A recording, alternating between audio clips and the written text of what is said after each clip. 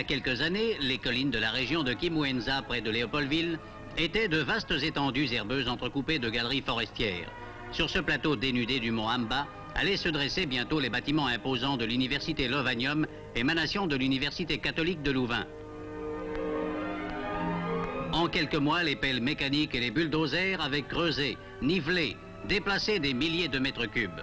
Et en janvier 1954, le paysage désertique du mont Amba était transformé en un vaste chantier débordant d'activité.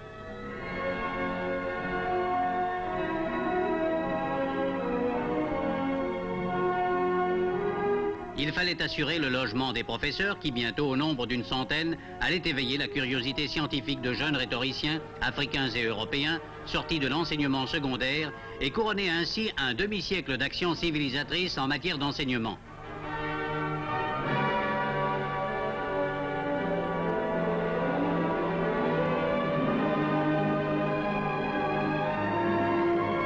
Très vite, le mont Amba s'est couvert de coquettes villas où, dans un cadre propice à la méditation, au milieu des fleurs et des pelouses de paspalum, se déroule harmonieusement la vie de famille des professeurs et de leurs collaborateurs.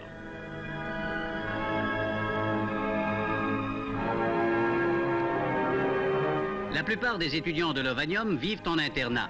Il a fallu construire pour eux de vastes homes de résidence où chacun dispose d'une chambrette individuelle dotée de tout le confort moderne et des bâtiments facultaires. Le bâtiment de la faculté de médecine à la veille de son achèvement. Celui de la faculté des sciences, dont étudiants et étudiantes vont occuper les auditoires pour y apprendre la chimie, la physique, la botanique, la zoologie.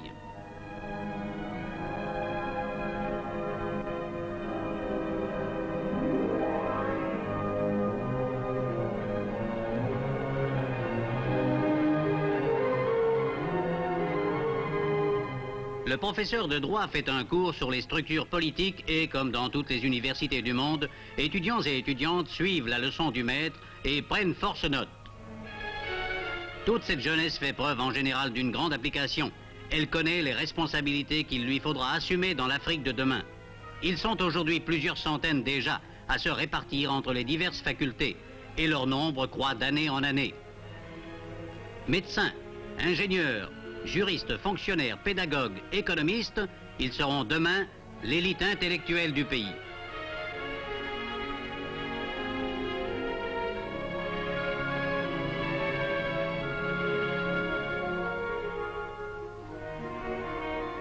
Les cours théoriques sont accompagnés d'exercices pratiques dans les laboratoires et dans les séminaires.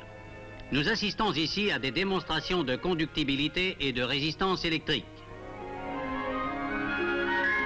Le professeur de physique répond aux nombreuses demandes d'explications et nos jeunes universitaires apprennent ainsi à se familiariser avec les techniques scientifiques les plus perfectionnées.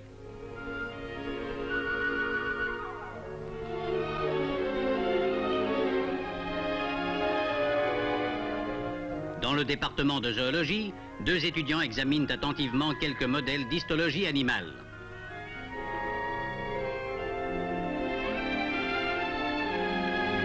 D'autres se livrent à des expériences de chimie. Ainsi, grâce à une sérieuse formation scientifique de base, ces étudiants pourront dans quelques années pratiquer l'art de guérir ou la science de l'ingénieur agronome. Mais des laboratoires ne se conçoivent pas sans des ateliers capables d'entretenir le matériel didactique et l'équipement scientifique. Le personnel africain qui travaille dans ces ateliers s'entend admirablement à manier avec habileté un tour de précision ou une foreuse électrique.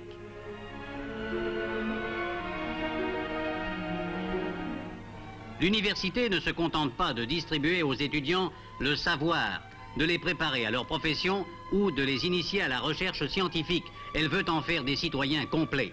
Dans ce pays où 2 civilisations s'affrontent, l'université Lovanium, interraciale comme il se doit, entend créer le climat nécessaire à une collaboration féconde et amicale entre noirs et blancs.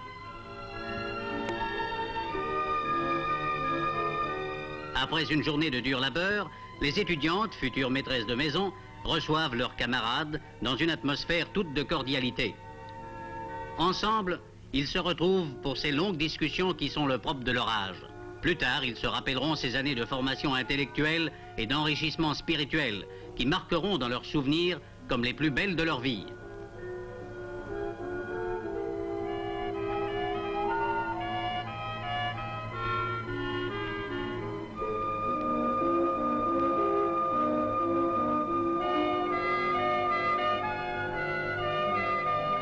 Mais il faut entrecouper les travaux de l'esprit de nourriture terrestre. Lorsqu'on est jeune, le travail cérébral ne diminue en rien l'appétit. Dans un vaste hall bien aéré, les étudiants se réunissent midi et soir pour y prendre ensemble leur repas. Chacun se sert soi-même.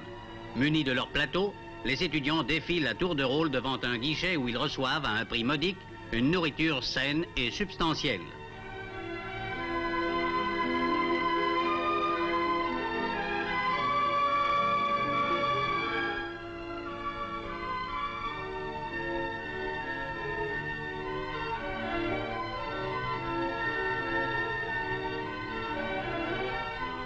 Aux heures des repas, la grande salle du restaurant universitaire n'est plus qu'une ruche bourdonnante. C'est dans cette vie fraternelle en commun que se créent des amitiés qui durent toute la vie. Après le repas viennent quelques instants de délassement. Billard, ping-pong et autres jeux sont mis à la disposition des étudiants. Certaines natures plus calmes préfèrent le jeu de dames avec ses multiples finesses.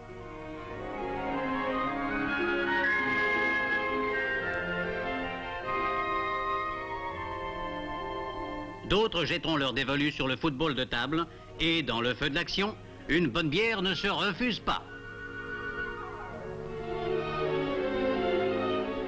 Puis, le travail reprend dans le calme des bibliothèques. Pour favoriser le travail intellectuel et la recherche scientifique, professeurs et étudiants doivent pouvoir disposer de bibliothèques abondamment fournies en livres et périodiques. Les encyclopédies et les dictionnaires voisinent avec les traités scientifiques et les recueils de travaux. Autour des tables, étudiants et étudiantes s'entraident à voix basse ou travaillent en silence à la préparation de leurs cours ou à la rédaction de travaux personnels.